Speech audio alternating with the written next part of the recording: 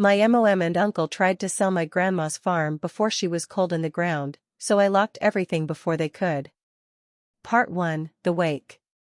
Chapter 1, She wasn't even cold yet. They started planning the sale before the funeral potatoes were cold. That's not a metaphor. That's what actually happened. My name is Nora Ellison, and I was 17 years old when my grandmother June died.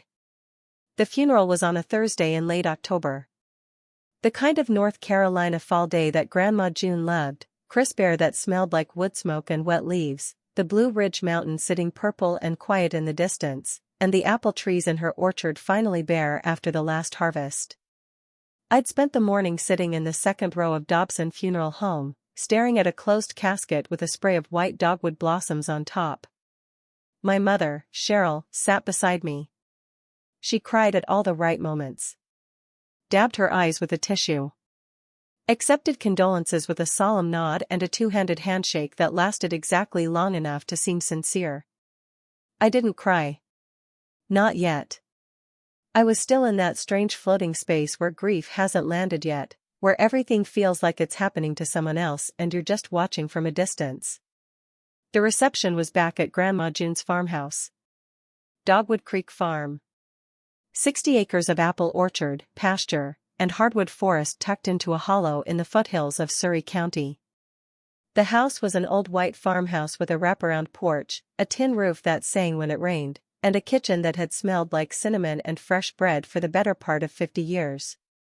People filled the kitchen and the living room and spilled out onto the porch. Neighbors from down the gravel road. Ladies from Grandma June's church who brought casserole dishes covered in foil. A few of the workers from the orchard who'd been with her for 20 years. They all had the same look, red-rimmed eyes, voices pitched low, hands that reached out to touch my shoulder like they were checking if I was still solid. I needed air. I slipped out the back door and walked toward the orchard. That's when I heard them. The old equipment shed sits about 30 yards behind the farmhouse, close enough to walk to but far enough that you wouldn't hear a conversation unless you were standing right there. I'd stopped behind the big oak tree at the edge of the yard, the one with the rope swing Grandma June had hung for me when I was 6. Two voices drifted through the shed's open window. My mother, Cheryl. And my uncle Larry, her older brother. Can't let this drag out, Larry was saying. Probate takes months. We don't have months. Cheryl's voice, sharp and clipped the way it always got when she was irritated. I know that, Larry. But we have to at least look like we're grieving. The neighbors are watching. Let them watch. The developer isn't going to wait forever. My stomach dropped. I pressed my back against the oak tree and stopped breathing. Larry kept talking. Ridgeview Properties. They're doing that whole subdivision up near Mount Airy. They want the land, Cheryl. All 60 acres. They're offering 1.2. There was a pause. Then Cheryl let out a long breath. 1.2 million. Split 2 ways. 600 each. That's more than I thought. I told you. This place is worth more as lots than it ever was as a farm. June was sitting on a gold mine and she spent 50 years selling apples at a roadside stand like a fool. My hands curled into fists. Grandma June wasn't a fool. She knew exactly what she was doing. She loved this land. She loved every tree, every row of corn, every fence post her daddy had hammered into the ground before she was born. She used to tell me that money wasn't the same thing as value, and she said it like she'd spent a long time learning the difference. You've already talked to them? Cheryl asked. I've done more than talk. I've got a purchase agreement drafted. They're ready to close as soon as we can deliver clear title. What about Nora? The question hung in the air for a moment. I held my breath. What about her? Larry said. She's been staying here every summer since she was 13. She's going to have opinions. She's 17. She doesn't get a vote. She'll be 18 in 3 months. Then we move before she turns 18. Larry's voice was flat, matter of fact, like he was discussing a used car sale. "Look, Cheryl, here's the play. The estate hasn't gone to probate yet. Mom didn't have a will, or if she did, nobody's found it. That means everything passes to us as next of kin. We're the legal heirs. We file the paperwork, claim the property, and sell. Nora gets nothing. She's not entitled to anything." My chest went cold. Not from fear. From something sharper. Betrayal, maybe. Or the sudden, crystal-clear understanding that the people who were supposed to protect me were already measuring my grandmother's home in dollar signs. "She's still my daughter," Cheryl said, but her voice was uncertain now. Testing the words. "She's your daughter, and she'll be fine. She's got her whole life ahead of her. We'll give her a little something from the sale. 10 grand, maybe. That's generous for a 17-year-old. $10,000. Out of 1.2 million. My grandmother wasn't even buried yet. The funeral reception was still happening 50 yards away. People were eating ham biscuits and trading memories about June Ellison's kindness, her stubbornness, her apple pies that won blue ribbons at the county fair 3 years running. And her own children were standing in the equipment shed, talking about her farm like it was already a subdivision. I didn't confront them. I didn't storm into the shed and demand an explanation.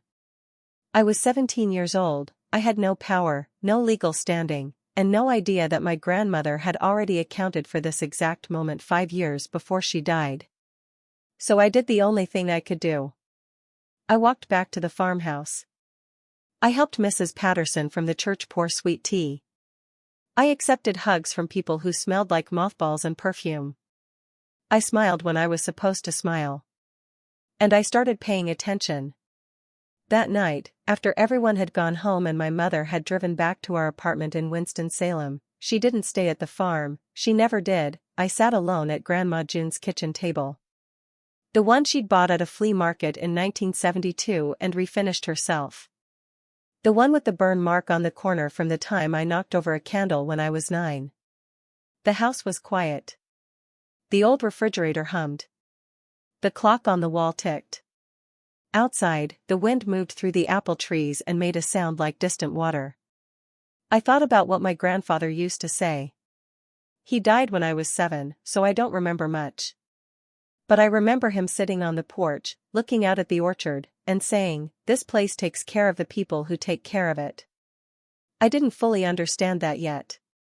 But I was about to. Because somewhere in this house, tucked away in a place my mother and uncle would never think to look, my grandmother had left me something. I just didn't know where to find it. Not yet. Chapter 2, The Summers They Didn't Come. I need to take you back 5 years. To the summer I turned 13. The summer everything changed between me and my grandmother, and between me and my mother, and between me and the idea of what family actually means. Before that summer, I was just a kid who saw her grandmother on holidays and at birthday parties. Grandma June would show up with a pie and a card with $5 in it. She'd hug me, tell me I was getting tall, and then sit in the corner of the living room while my mother talked about work and bills and whatever else Nora Ellison talked about.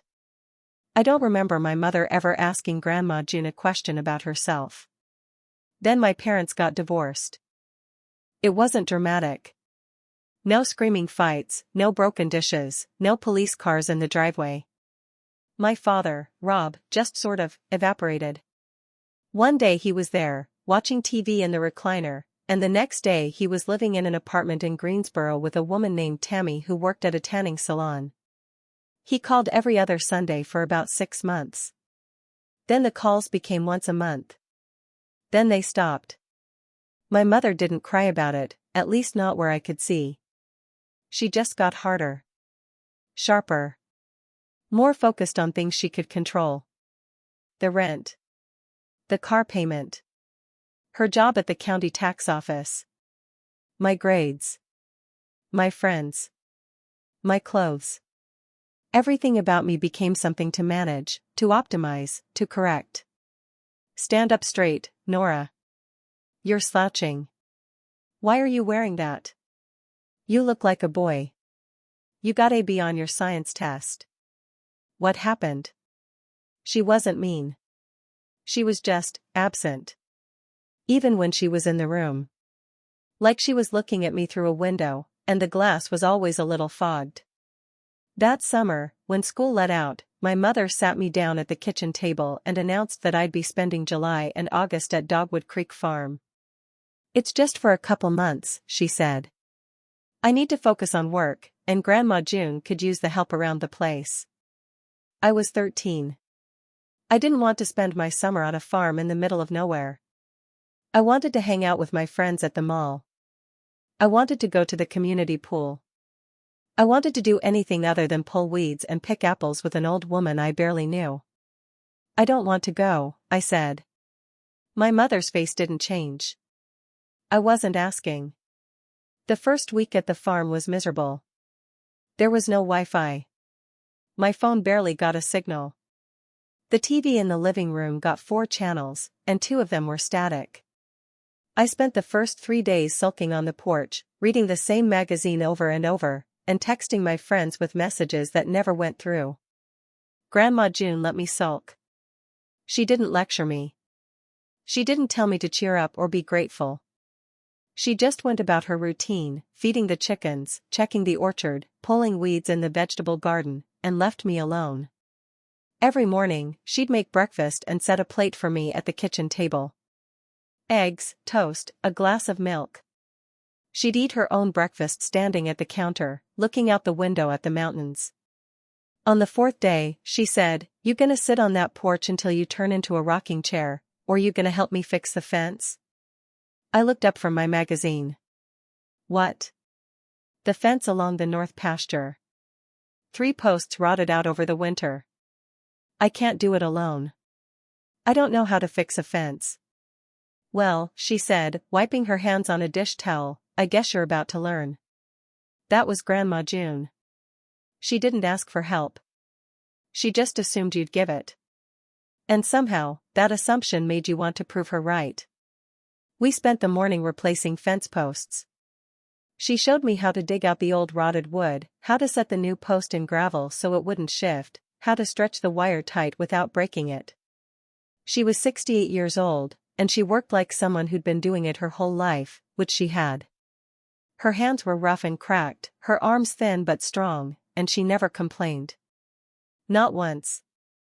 By the time we finished, my palms were blistered and my shoulders ached and my clothes were covered in dirt. I felt better than I'd felt in months. Not bad, Grandma June said, looking at the fence line. You're a quick learner. I shrugged, but I was smiling. It's just digging holes. No. It's knowing where to dig. And knowing when something's too rotted to save. She looked at me with those sharp gray eyes. That's the trick, Nora. Knowing when to let go. I didn't understand what she meant. Not yet. That night, she made dinner, chicken and dumplings from scratch, and we ate on the porch as the sun went down behind the mountains. The sky turned orange and pink and purple. The cicadas started their evening hum. A breeze came up from the creek and smelled like water and wild mint. Your mama ever bring you up here before? Grandma June asked. Not really. A couple times when I was little. She nodded slowly, like that confirmed something she already knew. Cheryl never did take to the farm. Even when she was a girl. She said it was too much work. Too far from town. She left for Winston-Salem the day after she graduated high school. Never looked back. What about Uncle Larry? Grandma June's expression flickered. Just for a second. Then it was gone. Larry's been trying to sell this place since your grandpa died. He doesn't see a farm. He sees a paycheck. I didn't know what to say to that. I was 13. Adults didn't usually talk to me about other adults like this. It felt strange and a little uncomfortable, like I was being let in on a secret I wasn't supposed to know. Grandma June set her plate aside and looked at me. Let me tell you something, Nora. This farm has been in my family for 4 generations. My great-granddaddy cleared this land with a mule and a handsaw. My granddaddy planted the first apple trees. My daddy built this house. And I've spent 50 years keeping it alive. She paused. Blood doesn't make family. Showing up does. You understand? I nodded. I didn't really understand. But I nodded. You're the one who's showing up, she said. That matters. That summer, I came back to the farm every weekend. Not because my mother made me, because I wanted to. Grandma June taught me how to drive the old Ford tractor. How to prune apple trees so they'd bear more fruit. How to read the weather by the color of the morning sky. She taught me that the south field flooded every spring because the drainage ditch needed clearing. She showed me which window in the farmhouse stuck when the humidity got high. She pointed out the property line markers, old iron stakes that her granddaddy had driven into the ground 100 years ago. Know your boundaries, she said, tapping one of the stakes with her boot. If you don't know where your land ends, someone else will decide for you. I was 13. I thought she was talking about fences. She wasn't. Chapter 3, The Recipe That Was Worth More Than Land. By the time I was 15, I knew the farm better than I knew my own neighborhood in Winston-Salem. I could tell you which apple trees produced the sweetest fruit, the old winesaps on the east slope, the ones that got morning sun and afternoon shade. I could start the tractor on a cold morning without flooding the engine. I could patch a leak in the barn roof and reset a breaker when the kitchen lights flickered. And I could make Grandma June's apple pie. Not the way the church ladies made it. Not from a recipe card with neat measurements. Grandma June's pie wasn't written down anywhere. It was taught, hand to hand, one generation to the next. She'd learned it from her own grandmother, who'd learned it from her grandmother before that, all the way back to a kitchen in the mountains of Western Virginia before the Civil War. The first time she taught me, I was 14. It was a rainy Tuesday in late September, and the orchard was heavy with fruit. Come here, she said, tying an apron around my waist. Today you learn the pie. Isn't there a recipe? I asked. There's recipes, and there's knowing. Recipes are for people who don't know. She walked me through it step by step. The apples had to be a mix, half tart, half sweet. Never just one kind. The crust had to be cut with lard, not butter, and the lard had to be cold. Ice cold.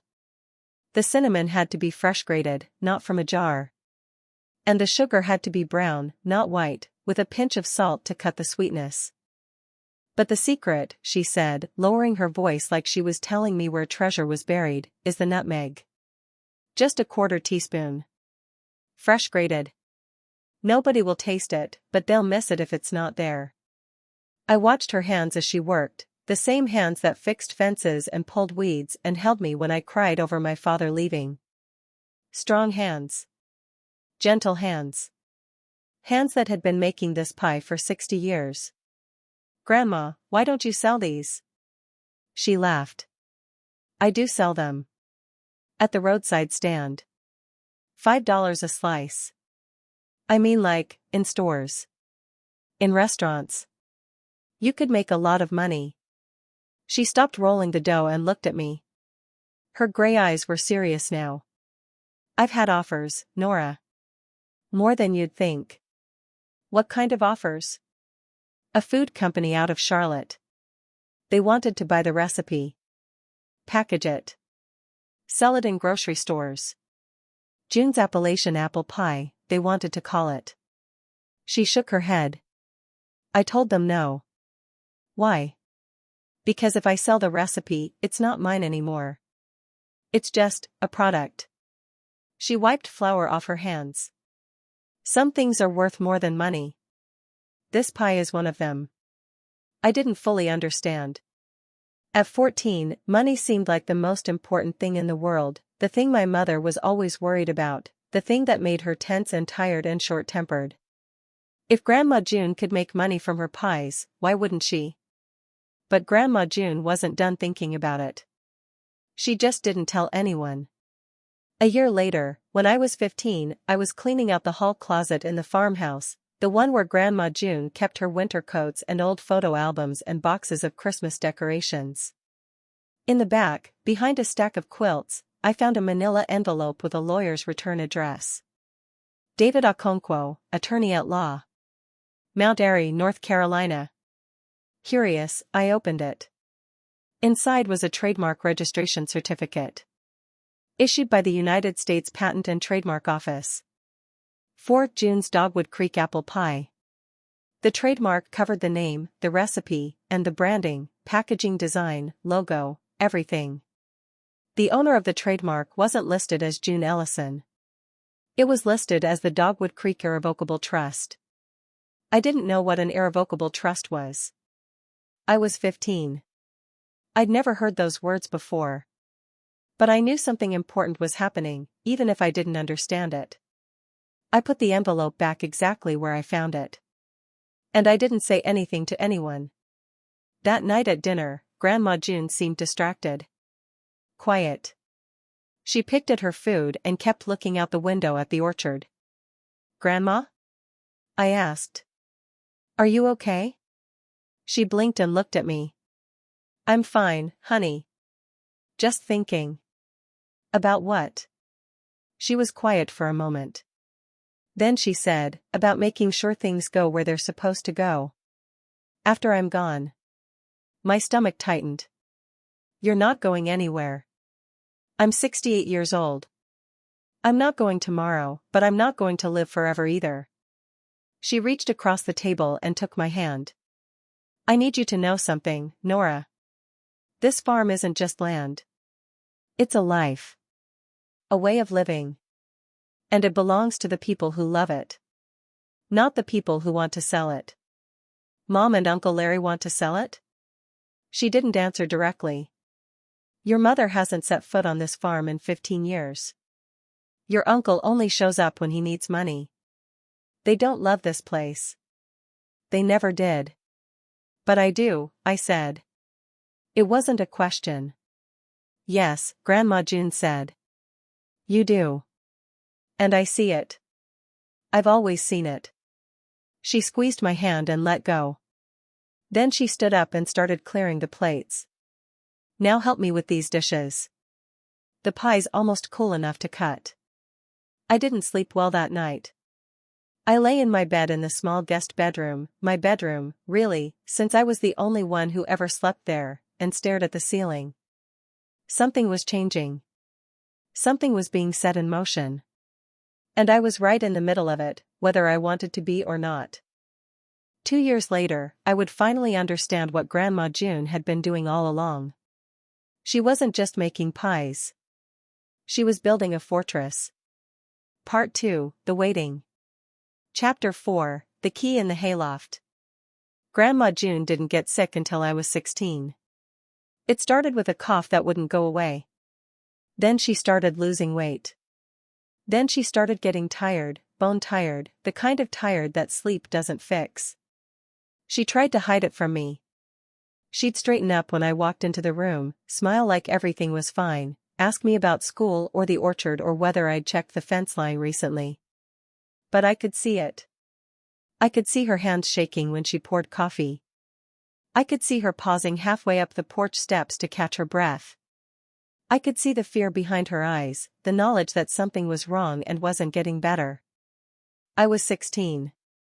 I was old enough to recognize what was happening. I wasn't old enough to stop it. The diagnosis came in March. Lung cancer. Advanced. The doctor at the oncology center in Winston-Salem used words like aggressive and treatment options and quality of life. My mother stood in the corner of the exam room with her arms crossed, nodding like she was taking mental notes. Uncle Larry didn't show up at all. Grandma June took the news the way she took everything, straight on, no flinching. "Well," she said, looking at the doctor with those sharp gray eyes, "that's not what I wanted to hear. But I've had a good run. Better than most." "Grandma," I started. She held up her hand. "Don't. I'm not afraid of dying, Nora. I'm afraid of leaving things unfinished." She looked at my mother. "We need to talk.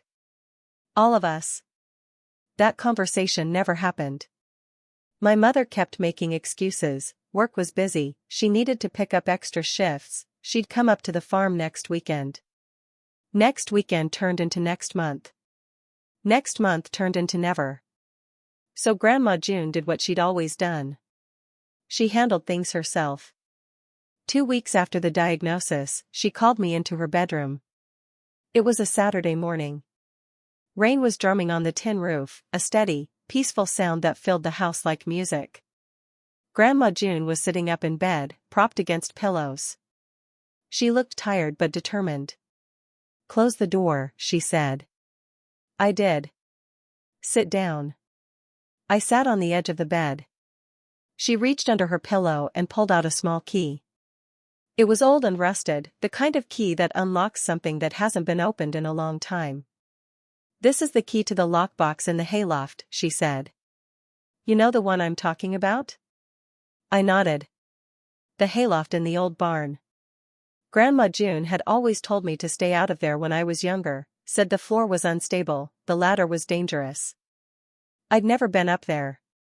There's a green lockbox in the corner, behind some old feed sacks. Nobody's touched it in years. Nobody even knows it's there." She pressed the key into my palm. "When I'm gone, and not before, Nora, not before, you open that box. Everything you need will be inside." My throat was tight. "Grandma, you're not." "I am. And we both know it." Her voice was gentle but firm. "Listen to me. Don't tell your mother about this. Don't tell your uncle. Don't tell anyone. This is between you and me. Do you understand?" "Yes, ma'am." "There's a letter inside. From me. And a business card for a lawyer. His name is David Okonkwo. He's a good man. He's been helping me with some arrangements. When the time comes, you call him. He'll explain everything." "Arrangements? What kind of arrangements?" Grandma June smiled, that small, knowing smile she got when she was about to teach me something important. "The kind that make sure this farm stays in the family. Not just any family. The family that shows up." I was crying now. I couldn't help it. "I don't want you to go." "I know, honey. I don't want to go either." She took my hand again, her grip surprisingly strong.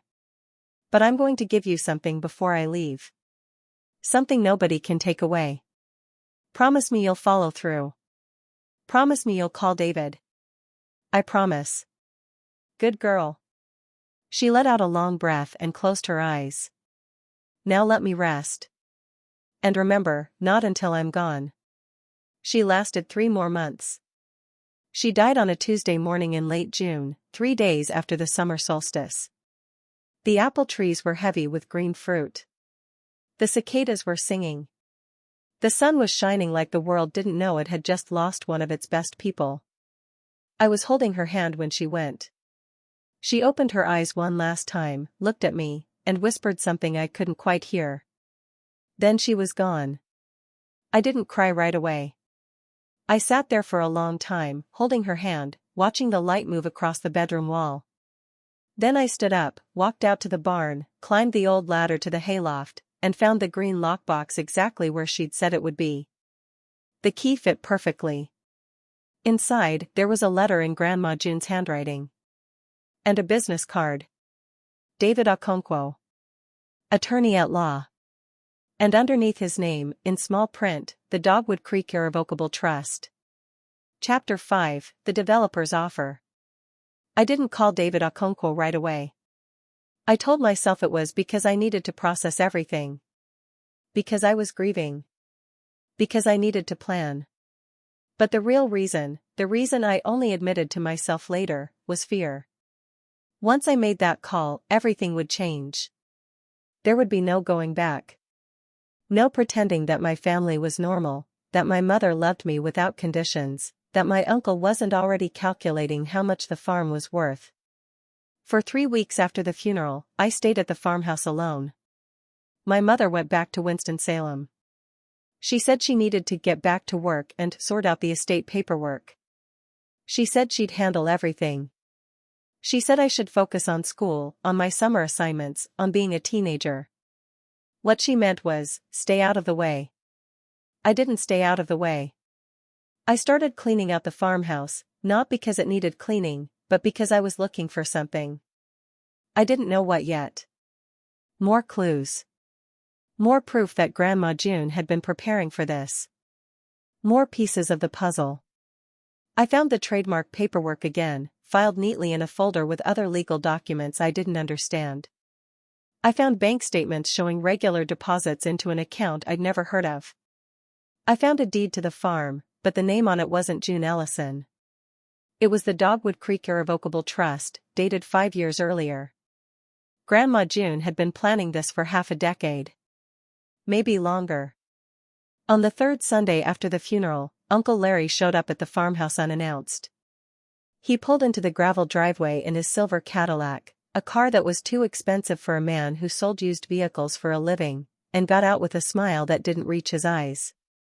He was wearing a polo shirt and khakis. Business casual. Like he was here for a meeting, not a visit. Nora, he called, walking up to the porch where I was sitting. How you holding up, sweetheart? Fine, I said. What are you doing here? He laughed, but it was a rehearsed laugh. Can't an uncle check on his favorite niece? I'm your only niece. Still my favorite. He sat down on the porch step, uninvited. Listen, I know things have been hard. Losing Grandma June, that's tough on all of us. But life goes on, right? And we've got some decisions to make. What kind of decisions? He leaned forward, elbows on his knees. The pose of a man about to deliver good news. About the farm, Nora. This place is a lot to manage. The taxes alone are killing us, did you know that? And the maintenance? The orchard needs work, the barn roof is leaking, the equipment is old. It's just not practical to keep it going. Grandma June kept it going for 50 years. Grandma June was retired. She had time.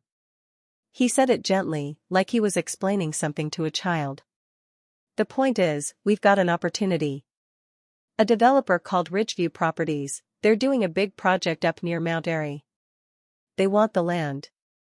They're offering a lot of money, Nora. Life-changing money. How much? He paused, probably deciding whether to tell me the truth. 1.2 million. Split between me and your mom. Split between you and Mom, I repeated. What about me? You're 17. You don't, he stopped himself, smoothed his expression. You'll be taken care of, obviously. Your mom's going to set aside some money for your college. You won't have to worry about a thing. How much for college? Another pause. 10,000. Maybe 15. I looked at him for a long moment. The same man who'd stood in the equipment shed during his mother's funeral reception, talking about purchase agreements and probate timelines. The same man who'd called Grandma June a fool for selling apples instead of developing the land. Uncle Larry, I said, if I say no, what happens? His smile tightened. Why would you say no? Humor me. He stood up, brushed off his khakis, and looked down at me. The friendly uncle mask was slipping. Underneath was something harder. Nora, here's the thing. You're a minor. You don't legally own this property. The estate goes to probate, and your mom and I are the legal heirs. This is going to happen whether you like it or not. The only question is whether you're going to be smart about it. Smart about it, I echoed. Don't make this harder than it needs to be. We're family. We're trying to do what's best for everyone. Family. There was that word again. The same word Grandma June had used when she told me that blood didn't make family, showing up did. I'll think about it, I said. Larry nodded, satisfied. Good girl. I'll tell your mom you're being reasonable. He walked back to his Cadillac, got in, and drove away without looking back. The moment his car disappeared around the bend, I went inside, found the business card in the lockbox, and called David Okonkwo. Chapter 6, 3 months to 18. David Okonkwo's office was in a converted Victorian house on Main Street in Mount Airy, about 20 minutes from the farm. The sign out front said Okonkwo Law Group in gold letters on a dark green background. It looked professional but not flashy, the kind of office that handled serious matters without making a show of it. I called him on a Wednesday afternoon. His receptionist put me through immediately. "Miss Ellison," he said, his voice warm and measured. "I've been expecting your call. I was very sorry to hear about your grandmother.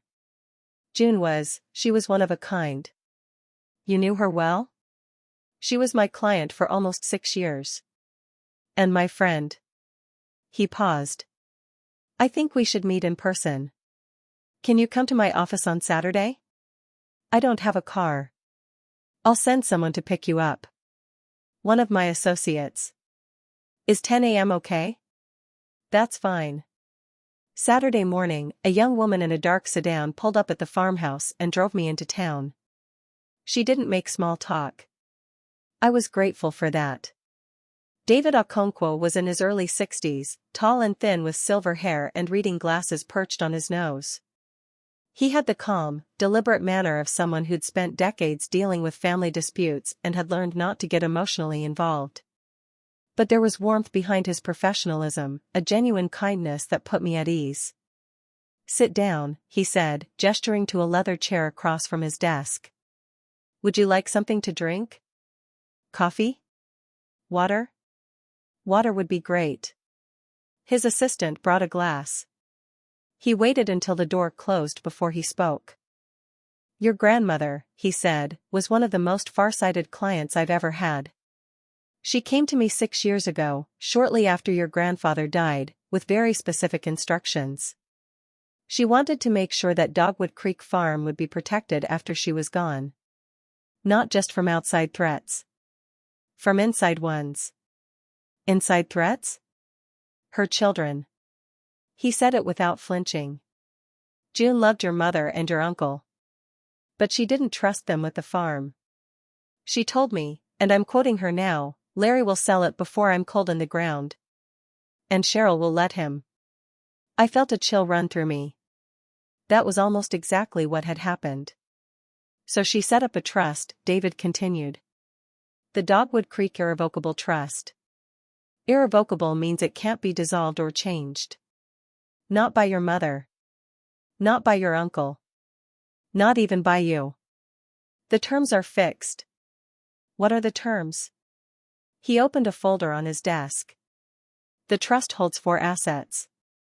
First, the farm itself, 60 acres, the farmhouse, the barn, the orchard, everything.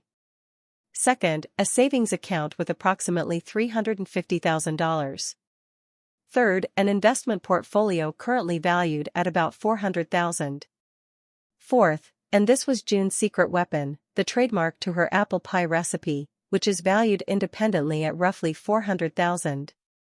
I did the math in my head. That's over $1 million. $1.15 million, give or take.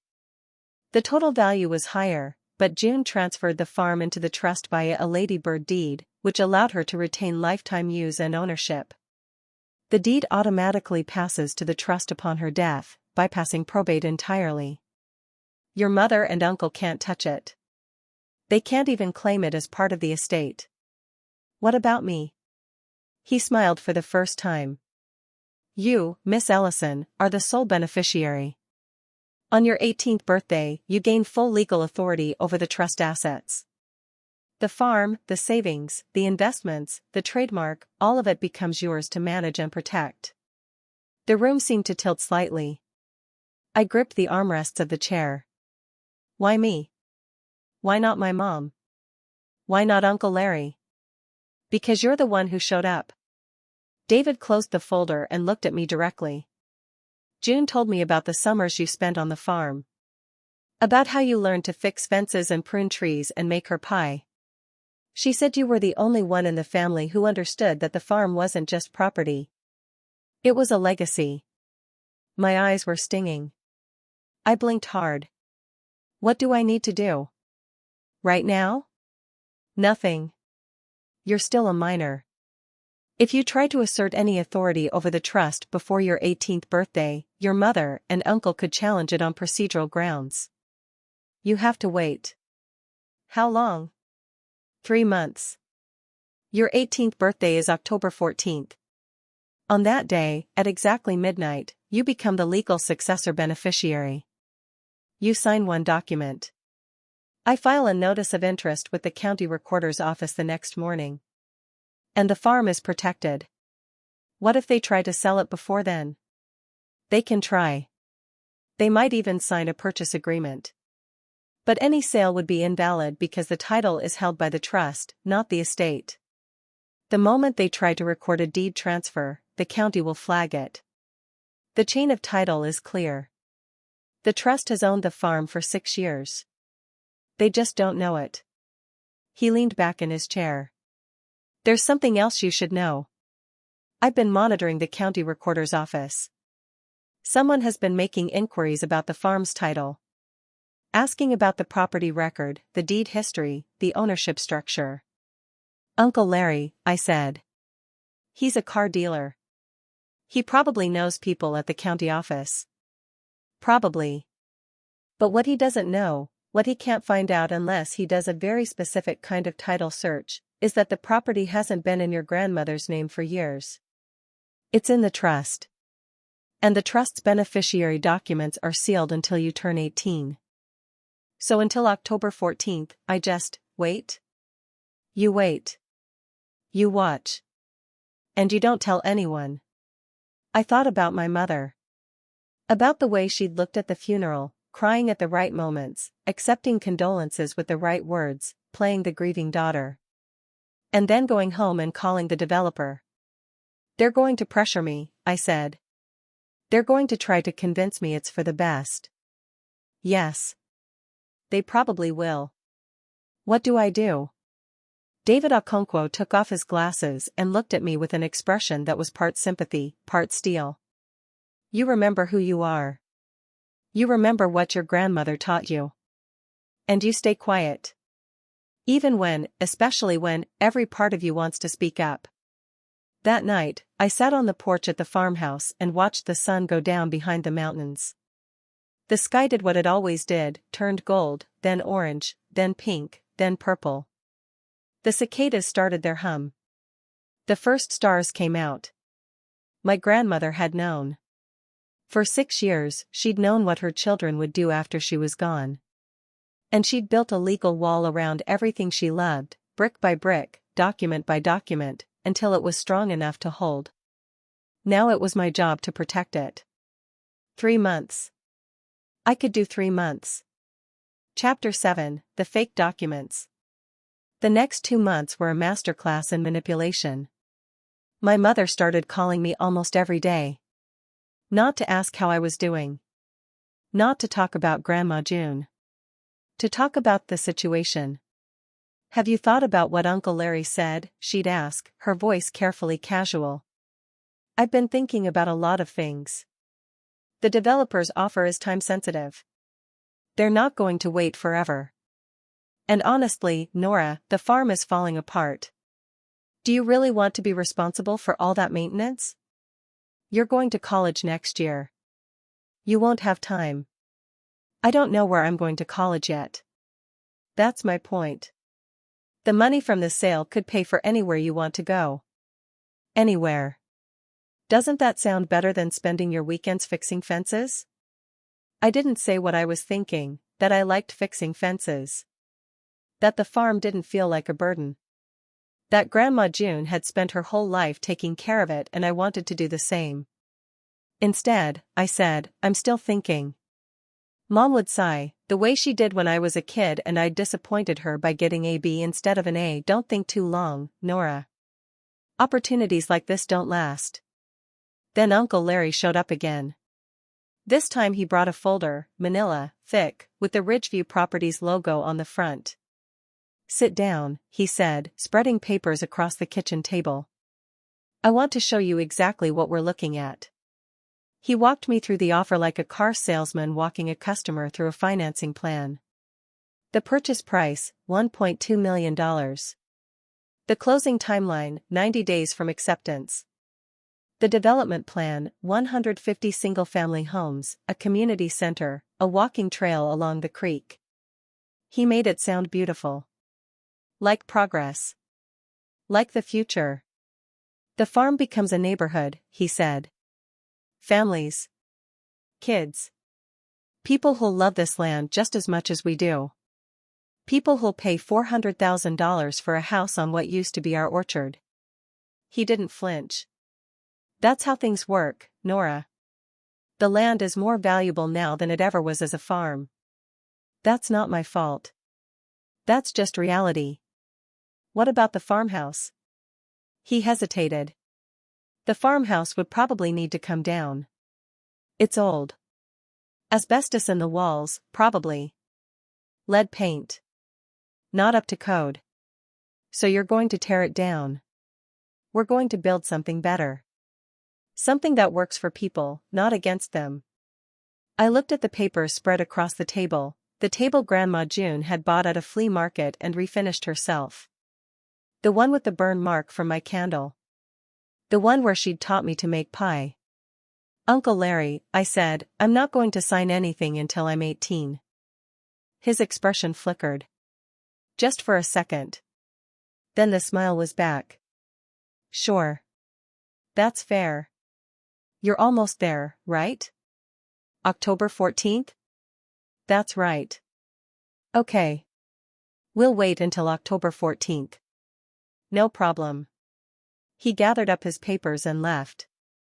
But the way he said October 14th stuck with me. Like he was counting down to something. I called David Okonkwo.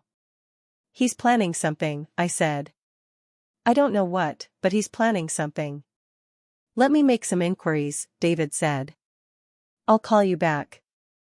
3 days later, David called with news that made my blood run cold. Your uncle hired a title company to do a search on the farm, he said. He was looking for liens, encumbrances, anything that would block a sale. What did he find?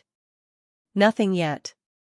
The trust isn't visible on a standard title search, only on the recorded deed, which requires a different kind of search. But he's getting close. And there's more.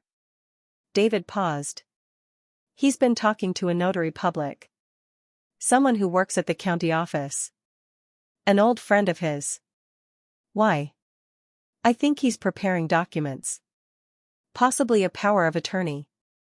Something that would let him represent himself as having authority to sell the farm. But that would be fraud. Yes. If the signature is forged and the notary stamp is misused, it's a felony. Can we stop him? We can't stop him from filing fraudulent documents. But we can make sure those documents are rejected when they hit the system. And we can make sure he faces consequences for what he's doing. I sat down at the kitchen table, my legs suddenly weak. My uncle was preparing to commit a crime. To forge documents. To steal the farm. And my mother, was she involved? Did she know? I think your mother knows something, David said, as if reading my thoughts. She may not know the details. But she knows Larry is working on a solution. What do I do? Wait. And document everything. Every conversation. Every text. Every visit. If they're building a case against themselves, let them. The final piece fell into place 2 weeks before my birthday. I came back to the farmhouse after running errands in town and found the front door unlocked. I always locked the front door. Always. Inside, nothing seemed out of place. But I could feel it, that strange, unsettling feeling you get when someone has been in your space. The papers on the kitchen table were slightly shifted. The drawer where I kept the lockbox key was open a crack. I checked the lockbox. It was still there. Still locked. But someone had tried to open it, there were fresh scratches around the keyhole. My mother. Or Uncle Larry. Or both. They were looking for something. Maybe the deed. Maybe the trust documents. Maybe anything they could use to claim ownership before I turned 18. I called David again. They searched the house. Did they find anything? The lockbox is still locked. But they tried. 3 more weeks, David said. Can you hold on for 3 more weeks? I looked around the kitchen, at the table, the stove, the window that looked out at the orchard. At the house Grandma June had lived in for 50 years. At the place that was more home to me than anywhere else in the world. Yes, I said. I can hold on. Chapter 8, The Birthday Party. The night before my 18th birthday, I didn't sleep. I sat on the porch in Grandma June's rocking chair, my rocking chair now, I supposed, and watched the stars wheel overhead. The air was cold. October in the mountains means frost on the grass in the morning, wood smoke from the neighbors' chimneys, and leaves that have turned every shade of red and gold. I had my laptop open. David Okonkwo was on a video call, walking me through the documents one more time. At midnight, you signed the acceptance of successor beneficiary form, he said, his face lit by his desk lamp. That formally transfers trust authority to you. At 8 a.m., I go to the county recorder's office and file a notice of interest, a lease pendens, which will flag the property title. Anyone who tries to record a sale, a transfer, any kind of claim, will be rejected. And if they've already filed something? Then whatever they filed will be flagged as conflicting with the chain of title. The trust deed was recorded 6 years ago.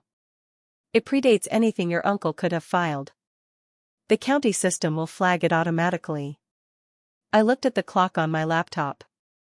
11:45 p.m. 15 minutes, I said. Are you ready? I thought about my grandmother. About the summers we'd spent together. About the fence posts and the apple pies and the lessons she'd taught me without ever saying she was teaching. About the last thing she'd said to me, the cabin is yours. Don't let them take it. Promise me. I'm ready.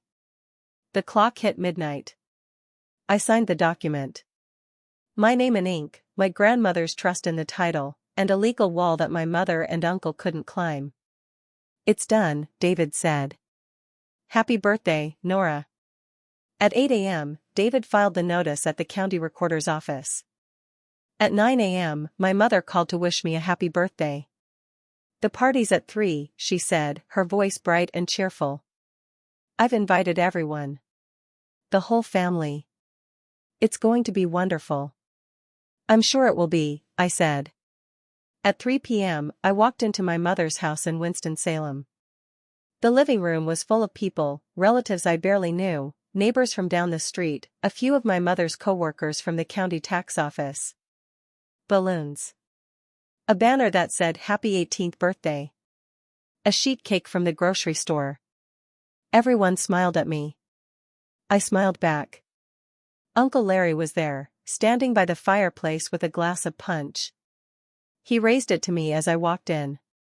There's the birthday girl, he said. 18. Big day. Big day, I agreed. The party went on for about an hour. Small talk. Presents I didn't need. Cake I didn't want. The whole time, my mother kept glancing at me, like she was waiting for something. Uncle Larry kept checking his phone. Then, around 4 p.m., my mother stood up and tapped her glass with a spoon. Can I have everyone's attention? She said, smiling. The room quieted. I want to make a toast. To my daughter, Nora. 18 years old. I'm so proud of the young woman she's become. People murmured agreement. Someone clapped. And I have some exciting news to share, my mother continued. As a family, we've made a decision about Grandma June's farm. It's been a tough few months, but we've come together and decided that the best thing for everyone is to sell the property to a developer who's going to build a wonderful new neighborhood. Nora understands that this is what's best for our family's future. Every face in the room turned toward me. Nora, my mother said, her smile still in place, why don't you tell everyone how you feel about it? The room was silent. I could hear the refrigerator humming in the kitchen. I could hear a dog barking somewhere down the street. I set my plate down on the coffee table. The clink of the fork was the only sound. I never agreed to sell the farm, Mom. My mother's smile froze. Sweetheart, we talked about this. No. You talked at me. I never said yes. I looked around the room, at the neighbors, the co-workers, the distant cousins who'd known me since I was a baby. I'd been staying at the farm every weekend since I was 13. I've fixed the fences. I've pruned the trees. I've kept Grandma June's promise. The farm isn't just land. It's our family's legacy. And I'm not selling it. Uncle Larry stepped forward, his face tight. Nora, this isn't the time or place. You're right, Uncle Larry. I looked him in the eye. The time was 3 months ago, when you stood in Grandma June's equipment shed during her funeral reception and talked about how fast you could sell her home. The room went completely still. Nora, my mother started. The farm, I said, is held in the Dogwood Creek Irrevocable Trust. Grandma June set it up 6 years ago. I'm the sole beneficiary. As of midnight last night, when I turned 18, I became the legal successor. As of 8 a.m. this morning, my attorney filed a notice of interest with the county. The farm can't be sold. Not by you. Not by Uncle Larry. Not by anyone. Uncle Larry's face drained of color. That's impossible. Call the county recorder's office, I said.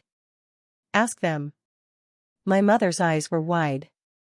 You went behind my back? With a lawyer? The same way you went behind my back with a developer. The same way Uncle Larry went behind my back with forged documents. I looked at him. Yes, Uncle Larry, I know about the power of attorney. I know about the notary stamp. And so does my attorney. The silence that followed was the longest of my life. Then my mother spoke, her voice cold and hard. Get out. Excuse me? Get out of my house. If you're not part of this family, then you don't belong here. I looked at her, the woman who'd raised me, fed me, put a roof over my head. The woman who'd criticized my grades and my clothes and my posture. The woman who'd never once visited the farm while Grandma June was alive. I'm part of this family, I said quietly. I'm the part that keeps promises. I walked out of the living room, past the balloons and the cake and the people who were staring at me like they'd never seen me before. I walked out the front door and got into my car and drove toward the mountains. Part 3, The Reckoning. Chapter 9, The Bank Meeting. What I didn't know, what I only found out later, was that while I was at the birthday party, Uncle Larry had already put his plan in motion. He'd prepared a document, a power of attorney, supposedly signed by Grandma June before she died, authorizing him to handle the sale of the farm. The signature was forged. The notary stamp was expired, from a notary who'd retired 3 years ago. But Larry had counted on the bank not checking too closely. He'd counted on the documents being processed before anyone asked questions. At 9:30 a.m. on my birthday, while I was eating cereal at the farmhouse and watching the morning mist lift off the orchard, Uncle Larry walked into the trust department of First Piedmont Bank in Winston-Salem. He had the forged power of attorney in one hand and a stack of account transfer forms in the other. He was going to liquidate the trust's investment account, $400,000, and move the money into an account he controlled. He didn't know that David Okonkwo had already called the bank. David had contacted the bank's compliance officer 2 days earlier, alerting them to a potential fraud attempt on the Dogwood Creek Irrevocable Trust account.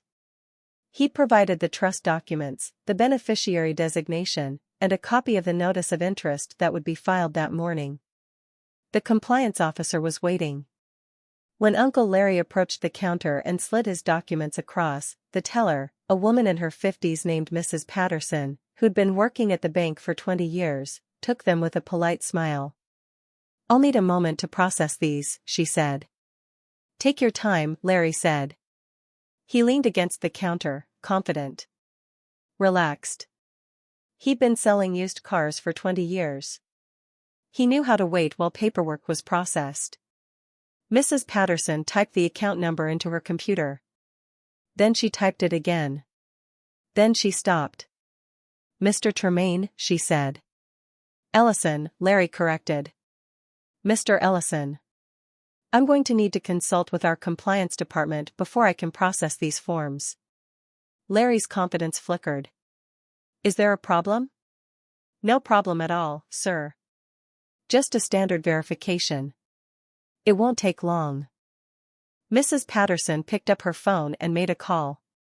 3 minutes later, the compliance officer, a tall man in a dark suit named Mr. Harris, appeared at the counter. Mr. Ellison? Mr. Harris said. Can you come with me, please? What's this about?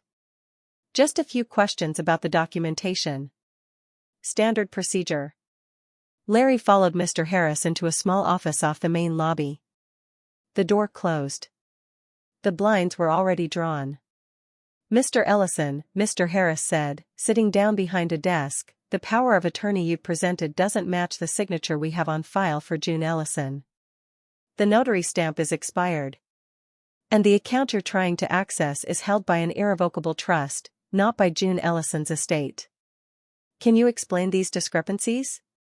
Larry's face went white. There must be some mistake. There is a mistake, Mr. Harris said evenly. But it's not on our end. He opened a folder on his desk. Inside was a copy of the trust document, a beneficiary designation showing my name, and the notice of interest that David had filed that morning. The trust was established 6 years ago. The beneficiary is Nora Ellison. As of today, she is the legal successor. You have no authority over this account. None. Larry stood up. I want to speak to a lawyer. I think that would be a very good idea, Mr. Harris said. David Okonkwo called me that afternoon. The bank stopped him, he said. He tried to liquidate the investment account this morning. The compliance officer flagged the documents. He's being investigated for attempted fraud. What happens now? The bank will pursue its own investigation. If they refer the case to the district attorney, and I think they will, he could face charges. Forgery. Fraud. Possibly a felony, depending on how the prosecutor wants to handle it. I sat down at the kitchen table, the one Grandma June had refinished. And my mother? She was with him at the bank. She left when the compliance officer got involved. I think she realized how serious this was. I closed my eyes. My mother. My uncle. The people who were supposed to protect me.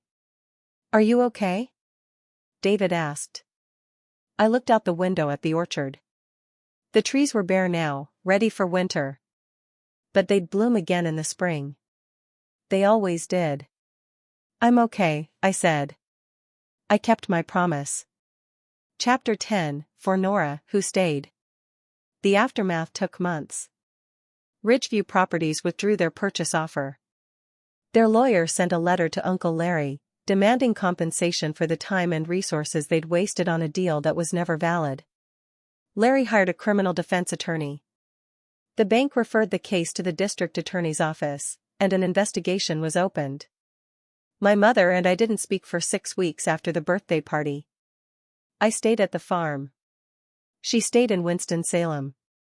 Kelsey, my cousin on my father's side, reached out a few times, worried, confused, trying to understand what had happened. I didn't know, she said on the phone one night. I didn't know about any of it. I know you didn't. Are you okay?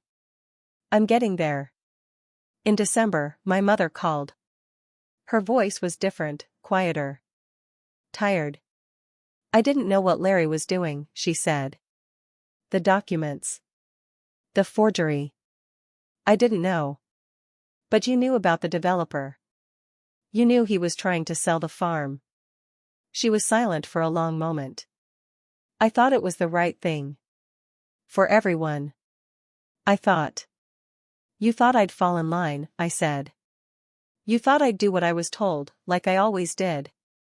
I thought you'd understand that family comes first. Family did come first, I said. Grandma June was family. And I kept her promise. Another long silence. "I'm sorry," she said finally. The words sounded strange coming from her, stiff, unpracticed. Like she'd never said them before. "I'm not ready to forgive you yet," I said. "But I'm not cutting you out of my life. If we're going to have a relationship, it has to be built on something real. Not on what you can get from me." "I understand. I'll call you on Christmas," I said. "We'll go from there." I hung up and walked out onto the porch.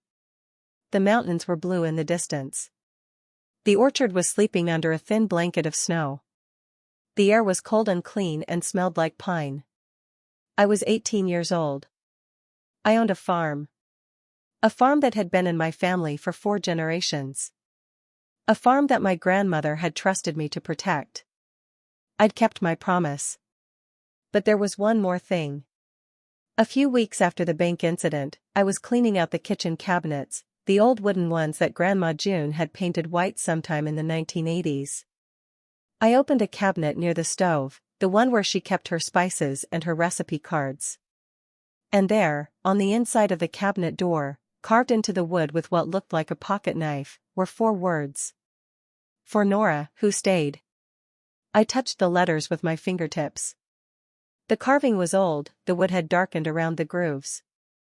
She'd done this years ago. Long before the cancer. Long before the diagnosis. She'd known, even then, that I was the one who would stay. I sat down at the kitchen table and cried. Not from sadness. From something else. A feeling I didn't have a name for. Grief, yes. But also gratitude. And love. And the deep, unshakable knowledge that I was exactly where I was supposed to be. Grandma June couldn't stop her children from being who they were. She couldn't make my mother love the farm. She couldn't make Uncle Larry honest. But she could make sure I had ground to stand on, literally. She could build a fortress of legal documents and secret trusts and carved messages in kitchen cabinets. She could leave me a home. And she did. Epilogue. It's been 2 years since my 18th birthday. I'm 20 now, and I still live at Dogwood Creek Farm. The orchard is thriving. We had a bumper crop of winesaps last fall, the best in years. I hired a young couple from down the road to help with the harvest, and I pay them fair wages. The way Grandma June would have wanted. I reopened the roadside stand. It's just a wooden table at the end of the driveway with a cash box and a sign that says apples, $5 per bag. But people stop.